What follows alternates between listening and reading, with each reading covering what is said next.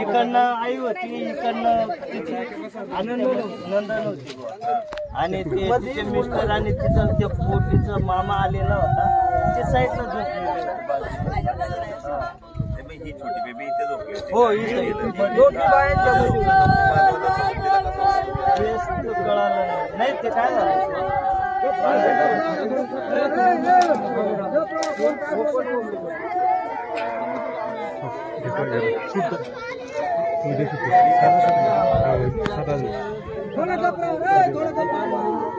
मला नाही सांगितलं होतं ना की थोडं गावाकडे त्यांनी माझ्या माहितीप्रमाणे मी जी माहिती घेतली त्यांनी तुम्हाला मला वाटतं 10-12 दिवसापूर्वी सांगितलं होतं की तुम्ही गावाच्या जवळ थांबा बिबट्या भेटतं ते बघा 1-1.5 महिन्यापासून झालं.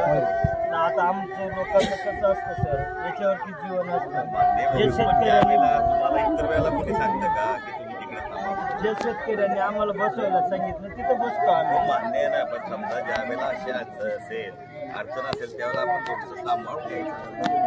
काय होतं आता आपलं असं नुकसान झालं बरं, तो या भागात फिरत नसताना तर तुम्हाला कोणी एवढं 20 वर्षात कोणी बोललं का तुम्हाला की तुम्ही शेतात